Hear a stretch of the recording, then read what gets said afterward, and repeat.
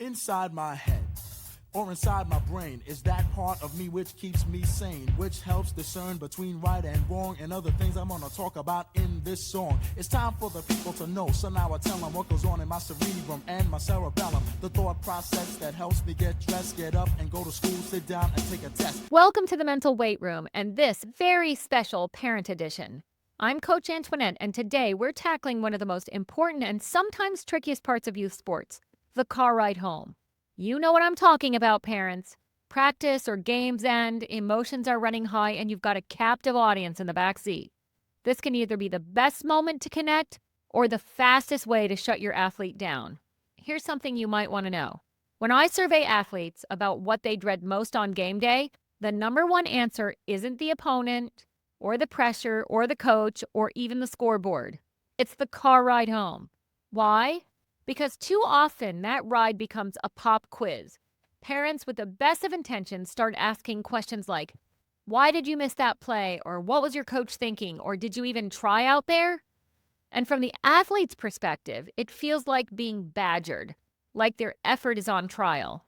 Even if parents mean well, athletes report feeling judged, cornered, or like they have to perform all over again, this time verbally for mom and dad in the car. Here's the reality. After a game or a practice, most athletes just need time to process. Their brains and bodies are still coming down from all the adrenaline, focus, and emotional intensity. What feels like quiet to a parent is actually their way of decompressing. So when we as parents fill that silence with questions, critiques, or even well-meaning advice, it can overwhelm them and make the car ride feel like the hardest part of the day. That's why this episode is so important. We're going to talk about some general rules of thumb for parents.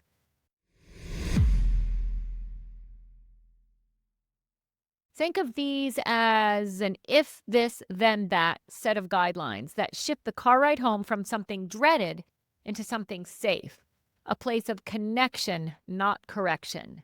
Number 1, lead with love, not evaluation. If your athlete just finished competing, then your first words should affirm your unconditional support. Try something like, I love watching you play. I'm so proud of you no matter what the score is. Or, I love seeing you just in that uniform. I love seeing you be a great teammate. Number 2, check emotions before checking stats. If your athlete looks upset, quiet, or frustrated, then ask, how are you feeling right now?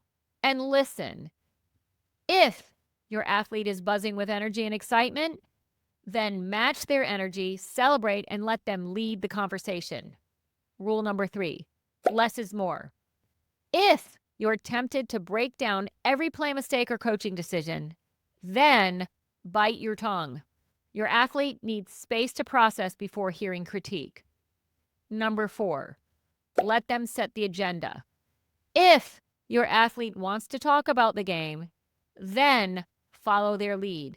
Ask open-ended questions like, what felt good today? Or what's one thing you want to work on next time? If they don't want to talk, then respect the silence. Sometimes the best gift is just sitting together. Music on, no pressure. Rule number 5, short and sweet. If your athlete asks for feedback, if they say, what did you think? Or how did I do? Then start positive. Point out effort, attitude, or small wins. Keep it short and supportive. You might say, I loved how hard you hustled after that loose ball. Or, I noticed you kept your cool when things get tough, and how much you encouraged everyone. If they want technical advice, then redirect it gently. That's a great question for your coach or for Coach Antoinette. She can give you tools to keep improving. This keeps the parent role encouraging while still honoring the athlete's curiosity about growth. Number 6, save coaching for the coaches. If you feel the urge to correct, teach, or compare, then remind yourself, that's my child's coach's role, not mine. Number 7, end on connection, not correction.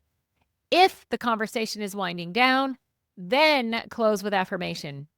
Something like, I'm proud of you. I love watching you play. I love you. I love seeing you grow. So here's the big takeaway.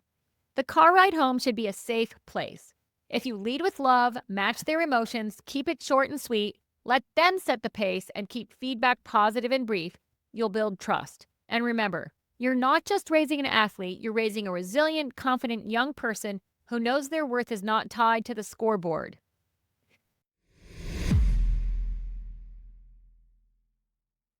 That's a wrap on today's very special parent edition of the Mental Weight Room.